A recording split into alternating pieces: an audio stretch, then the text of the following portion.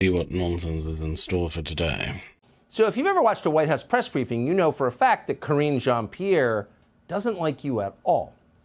But don't feel bad, because she despises someone else more. She really dislikes a specific reporter from Africa.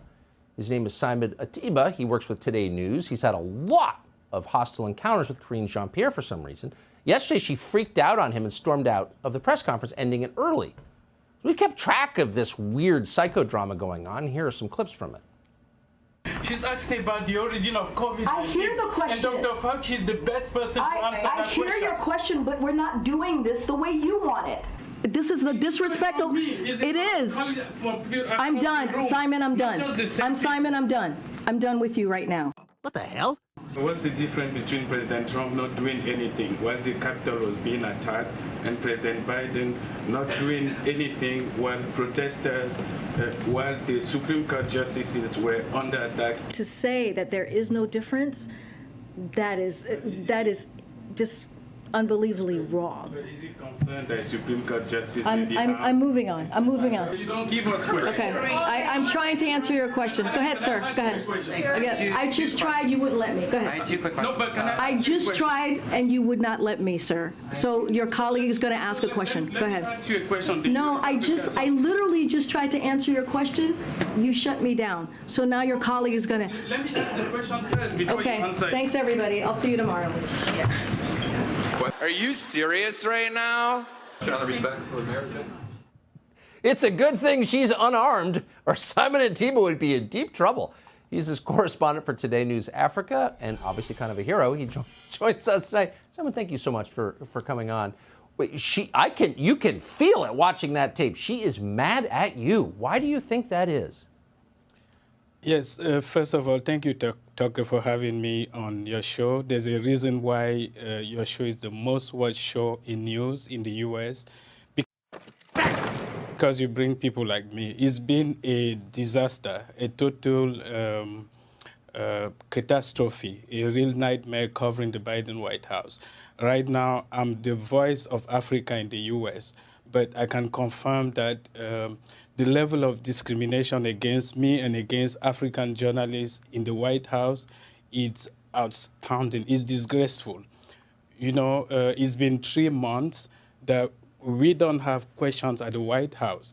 Even as President Biden is about to receive 50 African heads of state in D.C. for the U.S. African Summit, she didn't even give us even a single question. What? I've been trying for the past 3 months. And, you know, it's shocking because she's black. She's an immigrant. I'm black. I'm also an immigrant. And she's discriminating against me more than the white people who were, the white lady who was there before. And it's shocking. She should be ashamed of herself for doing that. And it's heartbreaking. She's obviously a bigot. You can see it in her face. She really, really dislikes you. Do you suppose it's because you don't have the same views that someone who looks like you should have, in her opinion? Yes, so I believe that has to do maybe with 2 or 3 things.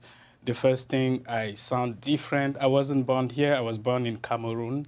I speak French. I speak different languages. I don't have the American accent. I tried, I failed, and I've decided to stick with my accent.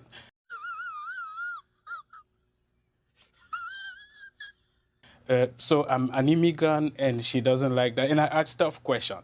For instance, I will ask her, how is it understandable that President Biden is inviting 50 African heads of state to the U.S. who will spend almost $50 million each, and he doesn't have 5 minutes to spend with each of them? He won't have any one-on-one with any of those African presidents who are coming here in countries where money is already a big problem. Why not have this meeting on Zoom, for instance?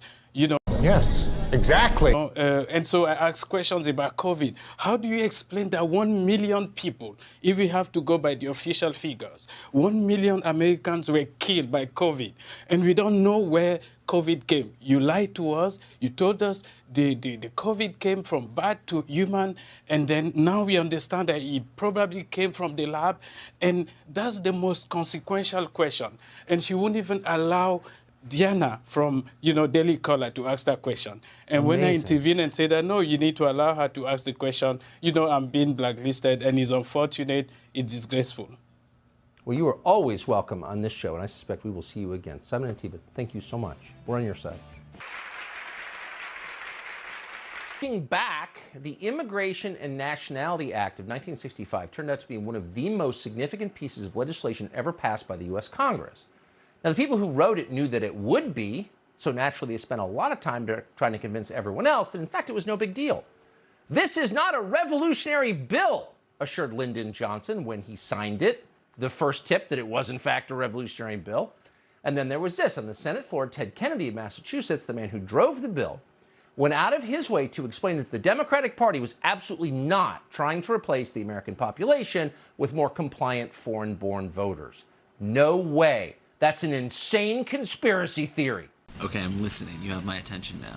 He explained. Quote, "This bill will not flood our cities with immigrants," Kennedy said. "It will not upset the ethnic mix of our society. It will not relax the standards of admission. It will not cause American workers to lose their jobs."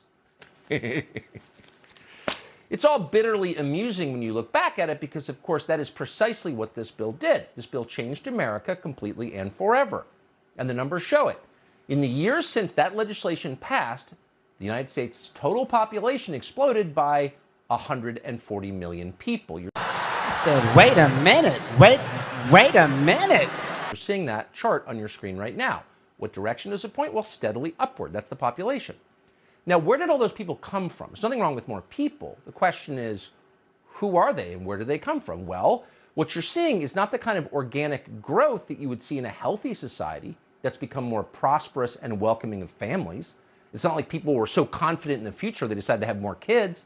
No, it's just the opposite, exactly the opposite of that. In fact, since Ted Kennedy's bill became law, birth rates among native-born Americans, which are the clearest possible measure of optimism in the future, those have dropped off a cliff, and you're seeing that chart on the screen now. It's the inverse of the first chart. This chart points downward.